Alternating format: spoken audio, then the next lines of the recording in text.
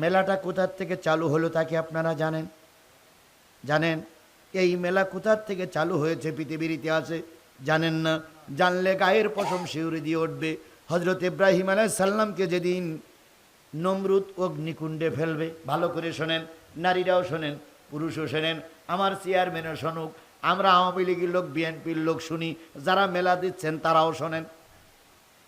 সর্বপ্রথম নমরুদ চাইছিল ইব্রাহিমকে কোন জায়গায় ফেলাবে? আগুনে ফেলাবে। কিন্তু ইব্রাহিমকে ফেলানো যাচ্ছিল না। বিশাল অগ্নিকুণ্ড তৈরি করা হলো, অগ্নিকুণ্ডের ভিতরে ফেলাবে, কিন্তু ফেলানোর কোনো লাইন পাওয়া গেল না, ফেলানোর কোনো সুযোগ পাওয়া গেল না। সবাই মন খারাপ, ওই অগ্নিকুণ্ডের ভিতরে কি করে ইব্রাহিমকে ফেলানো হবে, কি করে আগুন জ্বালানো হবে, সবার মন খারাপ। হঠাৎ করে একজন মুরব্বী টাইপের লোক এসে নমরুদের পাশে বসে বলতেছে, নেতা মন খারাপ কেন? কই ইব্রাহিমের আগুনে ফেলাবো, বিরাট একটা মেলার আয়োজন করেছি, এই মেলায় বিভিন্ন লোকের কাছ থেকে আমি টিকিট কেটে টাকা নিছি, মানুষের মেলা দেখাবো। কি মেলা? ইব্রাহিমের আগুনে ফেলানোর মেলা। এই লোকজন সব এসে গেছে। এখন আমি যে ইব্রাহিমকে আগুনে ফেলাবো ওই শক্তি আমার নাই। কারণ হলো আমি যে ফেলাবোর কাছে তো আমি যেতে পারছি না।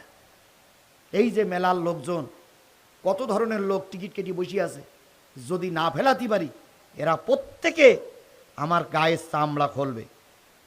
ভালো করে বুঝেন। শয়তান হেসে বলল, ওই মুরব্বী হেসে বলল, এটা কোনো ব্যাপার? কয় কেন? কয় এটা কোনো ব্যাপার না। কয় কেন? কয় কি করলে ইব্রাহিমরে আগুনে ফেলানো যাবে ওটা আমি জানি। কয় কি করে জানো? কয় একটা চড়ক নিয়ে এসো।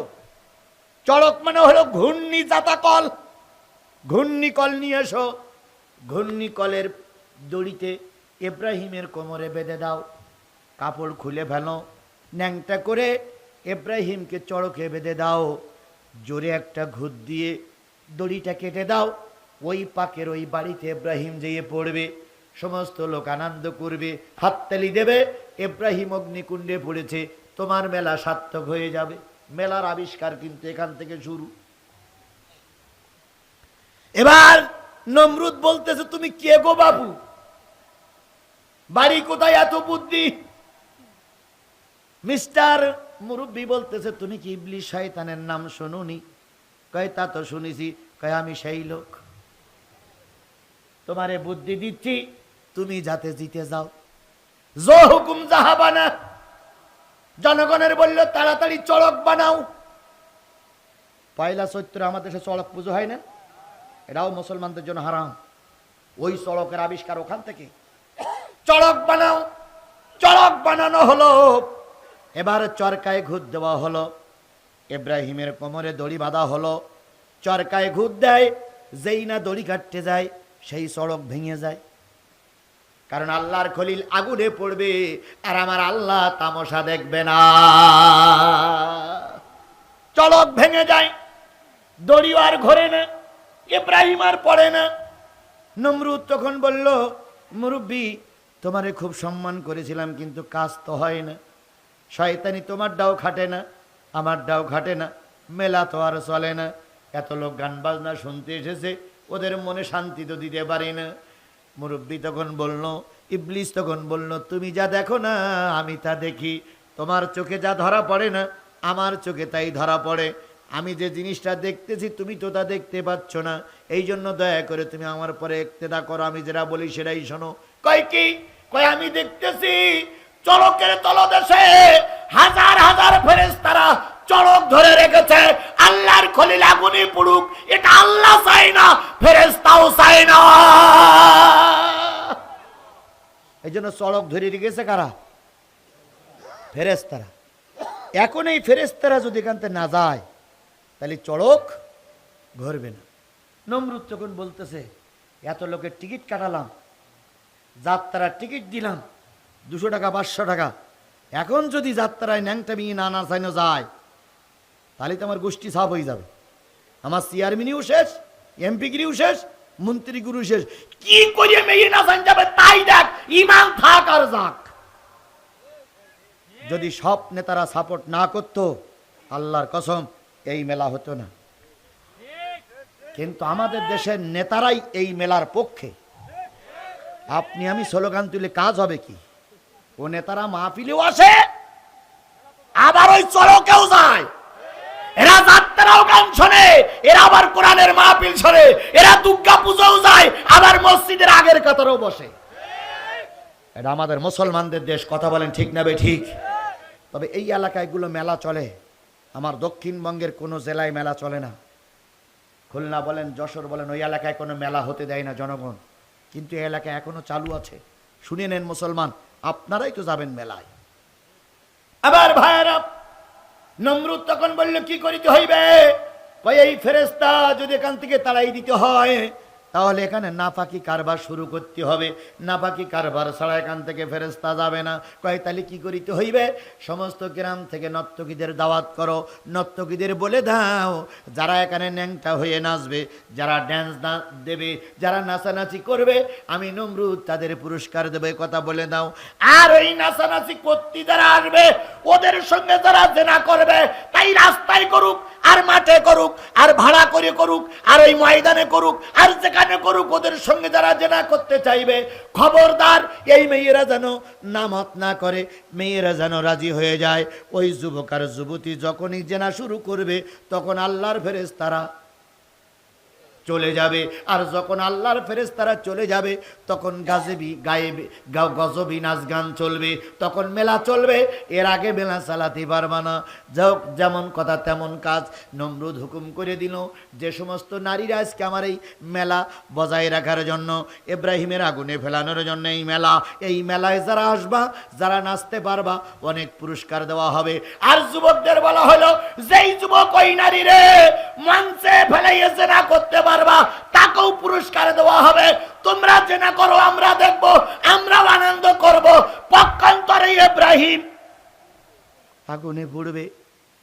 সমস্ত নারীরা এসে গেল, যুবতী নারীরা আসলো। সেই নারীর মঞ্চে ছিল 40 জন। 40 জন পুরুষ মঞ্চে উঠল, একে অপরে ড্যান্স দিতে দিতে, নাচতে নাচতে, কেউ কারোর গালে চুমা দেয়, কেউ কারোর লজ্জাস্থান ধরে।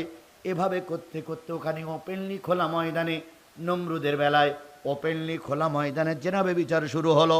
এবার ফেরেশতারা চলে গেল, আল্লাহর খলিল ইব্রাহিম আগুনে পুড়ল। আগুনে যখন পড়ে, আল্লাহ বলে দিলেন, কুলনা ইয়া নারু কুনি বারদান ওয়া সালামান আলা ইব্রাহিম, আমার ইব্রাহিমের জন্য শীতল হয়ে যাও, ঠান্ডা হয়ে যাও, কোনো কষ্ট দিও না। 40 দিন পরে ইব্রাহিম বেরিয়ে আসলেন। এবার ইব্রাহিম পাওয়ার পেলেন। এবার শেষ কথা বলে আমি আয়াতটা শেষ করে দেই। ইব্রাহিম আলাইহিস সালাম পাওয়ার পেয়ে বললেন, আমাকে অগ্নিকুণ্ডে ফেলার জন্য মেলায় যারা জেনা ব্যভিচারী করেছিল, মেলায় যারা যাত্রা দিয়েছিল, মেলায় যারা ড্যান্স দিয়েছিল, ওই ড্যান্সে যেই মেয়েরা নেচেছিল, আর ওই মেয়েদের সঙ্গে যারা জেনা করেছিল, ওদের সব ডেকে নিয়ে এসো। ডেকে আনা হলো। ওদের প্রত্যেকের, ওই নারী আর পুরুষ যারা ইব্রাহিমকে আগুনে ফেলানোর জন্য নাচ গান করেছিল, মেলা করেছিল, আনন্দ করেছিল, ওদের কপালে একটা টিপ দিল, ঠোঁটে একটা লাল রং লাগাই দিল, দিয়ে বলল, এটাই হলো ওই সমস্ত বেশ্যা নারী আর বেশ্যা পুরুষদের চিহ্ন, যাদের ঠোঁটে দাগ, ছোটে লাল থাকবে, কপালে টিপ চিহ্ন দেওয়া থাকবে। মনে করবা এই নারী আর এই পুরুষ ইব্রাহিমকে আগুনে ফেলানোর জন্য তারা নাচ গান করেছিল, আনন্দ করেছিল। সেইখান থেকে টিপ প্রথা, সেইখান থেকে কপালে টিপ আর ঠোঁটের এই লাল প্রথা চালু হলো। ও আমার মায়েরা, ও আমার বোনেরা, তোমরা কি চাও আল্লাহর খলিল ইব্রাহিম আগুনে পুড়ুক? তাই যদি না চাও, সকলের কাছে পায়ে হাত দিয়ে বলে গেলাম, মেলা যারা করতেছে কৈফিয়ত তারা দেবে। দয়া করে তুমি, আমি, তোমার আমার মা বোনেরা মেলায় যেতে পারবে না, আল্লাহর পক্ষ থেকে হারাম। তবে হ্যাঁ, মেলাটা যদি যাত্রা না হয়, মেলাটা যদি পুতুল নাচ না হয়, মেলাটা যদি নন ইসলামিক কোনো কার্যকলাপ না হয়ে শুধু জিনিসপত্রের কেনা মেলা হয়, সেগুলো আলাদা ব্যাপার। কিন্তু যেখানে গেলে মানুষের ইমান হারা হয়ে যেতে হয়, যেখানে মানুষের অপচয় টাকা হয়, যেখানে নারীর ড্যান্স দেওয়ার জন্য টিকিট করা হয়, এ জাতীয় মেলা গোটা বাংলাদেশ নয়, গোটা পৃথিবীর সব আলেমরা একমত, হারাম, হারাম, হারাম। এরপরও যদি তুমি না মানো, আমার কিচ্ছু করার নাই। কিন্তু আজকের থেকে যদি না কথা বলবো না। কারণ গত বছর তুমি বলতে পারতে, আমি শুনিনি, আমি জানতাম না।